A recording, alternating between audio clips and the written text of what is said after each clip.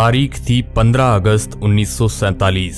रात को 12 बज रहे थे जब दुनिया की आधी से ज्यादा आबादी नींद के खराटों के साथ सो रही थी। उस वक्त भारत की आजादी का वो सुनहरा अध्याय लिखा जा रहा था जिसका हम कई सालों से इंतजार कर रहे थे। अंग्रेजी हुकूमत से आजाद होने की खुशी इतनी ज्यादा थी कि सब लोगों की आंखों में सिर्फ आने वाले आजाद भारत के वो सुनहरे पल नजर आ रहे थे जिसे पिछले कई सालों से अंग्रेजों ने अपनी कैद में कर रखे थे। उस वक्त देश के पहले प्रधानमंत्री पंडित जवाहरलाल नेहरू आजादी का पहला भाषण शुरू करते हैं। इस भाषण को ए ट्रिस्ट विद डेस्टिनी के नाम से जाना जाता है। उनके स्पीच की शुरुआत इन लाइनों से शुरू होती है, हमने नियति को मिलने का एक वचन दिया था और अब समय आ गया है कि हम अपने वचन को निभाएं। पूरी तरह ना सही लेकिन बहुत हद तक। आज रात 12 बजे जब सारी दुनिया सो रही होगी, भारत जीवन और स्वतंत्रता की नई सुबह के साथ उठेगा। आखिरकार अंग्रेजी जकड़न की वो काली रात खत्म हुई और सूरज की पहली किरण के साथ आजादी की वह सुनहरी सुबह हुई। लेकिन ये कोई आम सुबह नहीं थी, बल्कि इस आजादी की सुनहरी सुबह को पाने के लिए कई वीरों ने अपने प्राणों का बलिदान दे दिया। लेकिन जितनी खुशी हमें आजादी की हो रही थी, तो दूसरी तरफ एक ऐसी दर्द भरी दास्तां हमारी चौखट पर दस्तक दे चुकी थी। वह थी भारत और पाकिस्तान के बंटवारे की वो लकीर। उस लकीर ने भारत और पाकिस्तान को दो अलग अलग भागों में बांट दिया और यह एक ऐसी लकीर थी जिसका खामियाजा हजारों लोगों ने अपनी जान देकर चुकाया और करोड़ों लोग अपने बसे बसाए घर को छोड़ने के लिए मजबूर हो गए। कुछ महीने पहले जो देशवासी आपस में भाई की तरह मिलकर अंग्रेजी हुकूमत से लड़ रहे थे, वह बंटवारे की लकीर की वजह से एक दूसरे के खूनी दुश्मन बन चुके थे। बंटवारे के इस विस्थापन में इंसानियत पूरी तरह खत्म हो गई।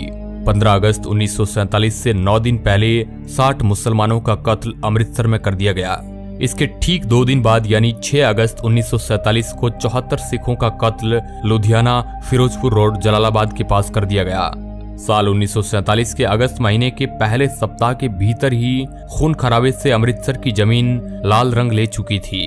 हर रोज तकरीबन 100 से अधिक लोग अपनी जान गंवाकर बंटवारे की कीमत चुका रहे थे।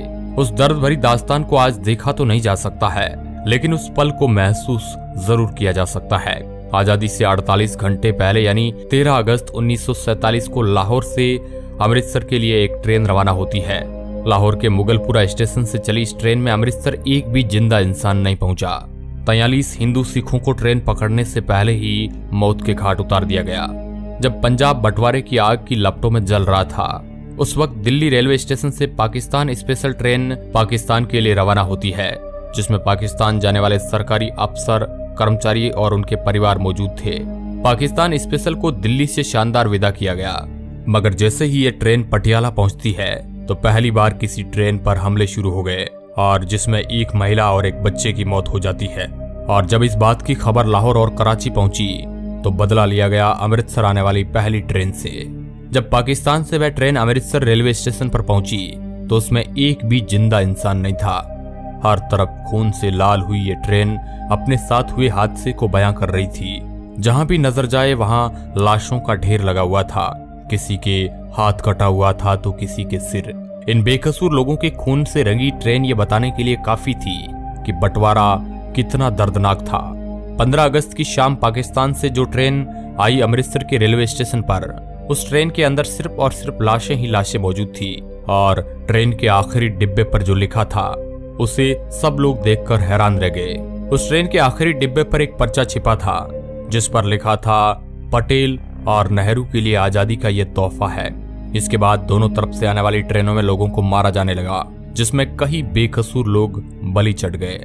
हजारों लोगों को रातों रात अपना घर बार छोड़कर भारत की ओर पलायन करना पड़ा, जबकि भारत से भी कई हजारों लोगों को यहाँ से अपना घर बार छोड़कर पाकिस्तान की तरफ जाना पड़ा। कई बहन बेटियों की इज्जत लूट ली गई। सरहदों को आपस में जोड़ने वाली रेलगाड़ियां हजारों लोगों के लिए जिंदा ताबूत बन गई। ये बंटवारा इंसानी इतिहास का बहुत ही काला अध्याय माना जाता है, जिसके बारे में आज भी सुनते हैं तो शरीर में एक अलग प्रकार की सिहरन पैदा हो जाती है। भारत और पाकिस्तान का बंटवारा करने में मोहम्मद अली जिन्ना का सबसे बड़ा रोल था। अगर मोहम्मद अली जिन्ना राजनीति में नहीं होते तो शायद कोई समझौता हो जाता और आज का पाकिस्तान नहीं होता। मोहम्मद अली जिन्ना भारत के पहले प्रधानमंत्री बनना चाहते थे। फिर जिन्ना को यह लगा कि मैं पूरे भारत का प्रधानमंत्री तो नहीं बन सकता हूँ, लेकिन पाकिस्तान का जरूर। और फिर वही कुछ ऐसा ही हुआ। 3 जून 1947 ये वही तारीख है जिस दिन भारत को आजाद करने की तारीख को तय किया गया और मोहम्मद अली जिन्ना के पाकिस्तान को अलग करने की भी जिद पूरी हो गई। इस दिन 15 अगस्त 1947 तारीख को तय किया था। दिन बचे थे 73। इन 73 दिनों में जमीन का बंटवारा, लोगों का बंटवारा, भारत में जमा रुपयों का बंटवारा, इसके साथ ही रिजर्व बैंक के खजाने में पड़ी सोने की ईंटें, सब कुछ बांट देना था, जो कि इतना भी आसान नहीं था। बंटवारे का यह काम 2 अनुभवी अधिकारियों के हवाले किया गया। इनका नाम था HM पटेल और दूसरे थे चौधरी मोहम्मद अली। ये दोनों लोग बंटवारे में महत्वपूर्ण भूमिका अदा कर रहे थे। इनके नीचे भी कई छोटे मोटे अधिकारी काम कर रहे थे, जो अलग अलग एरिया से रिपोर्ट बनाकर इनके पास भेज रहे थे। इन्हीं रिपोर्ट के आधार पर ये दोनों अधिकारी बंटवारे की सिफारिश तैयार करते थे, जिन्हें आगे विभाजन परिषद के पास भेजा जाता था, जिसके अध्यक्ष थे खुद लॉर्ड माउंटबेटन। पैसों का बंटवारा कुछ इस तरह हुआ कि भारत की बैंकों में पड़ा पैसा अंग्रेजों से मिलने वाले पैसे में से 17.5% हिस्सा पाकिस्तान को दिया जाएगा और इसके बदले पाकिस्तान भारत के ऋण का 17.5% हिस्सा चुकाएगा। इसके अलावा भारत के सरकारी दफ्तरों में पड़ी चल संपत्ति का 80% हिस्सा भारत के लिए और 20% हिस्सा पाकिस्तान के लिए तय किया गया। फिर इन दफ्तरों में पड़ी हर उस चीज का बंटवारा किया गया। मेज, कुर्सियां और टाइपराइटर तक की गिनती करके भारत पाकिस्तान में बांट दिया गया। इन सब चीजों को आपस में बांटने के लिए कई जगह लड़ाई तक हुई। इसके अलावा भारत की लाइब्रेरी में पड़ी पुस्तकों को लेकर भी इन दो मुल्कों के बीच पेच फंस गया। एनसाइक्लोपीडिया ब्रिटानिका को इस तरह भारत और पाकिस्तान में बांटा गया कि पहला खंड भारत को दिया गया, फिर दूसरा खंड पाकिस्तान को। इस तरह आपस में बांटा गया। यहाँ तक कि लाइब्रेरी में पड़े शब्दकोश भी आधा आधा फाड़कर भारत पाकिस्तान में बांट दिया गया। एक एक करके सभी चीजों को भारत और पाकिस्तान में बांट दिया गया, लेकिन भारत के गुप्तचर विभाग को पाकिस्तान के साथ साझा नहीं किया गया। इस पर भारत के गृह विभाग ने दूरदर्शिता से फैसला लिया कि भारत के गुप्तचर विभाग में कोई किसी तरह की कमी नहीं की जाएगी और उसके अफसर इस बात पर अड़े रहे कि इस विभाग की एक फाइल तो छोड़िए, शाही तक हम पाकिस्तान नहीं जाने देंगे। इसके साथ ही पाकिस्तान के पास नोटों को छापने के लिए प्रेस नहीं थी और उस वक्त भारत में भी नोटों की छपाई के लिए एक ही प्रेस मशीन थी और भारत ने उस प्रेस को पाकिस्तान को देने से मना कर दिया, जिसके बाद पाकिस्तान ने काम चलाने के लिए भारतीय नोटों पर ही अपनी मोहर लगाकर करेंसी के रूप में इस्तेमाल किया। इसके अलावा एक बंटवारा और अहम था, वह था भारतीय सेना का, जिसमें हिंदू, मुस्लिम, सिख सब थे। भारतीय सेना के 2/3 सैनिक भारत के हिस्से में आने थे और 1/3 सैनिक पाकिस्तान के हिस्से में। बाकी चीजों की तरह इन वीर योद्धाओं का भी बंटवारा तय था। दोस्तों, ये बंटवारा बेहद दर्द भरी कहानी लेकर आया था।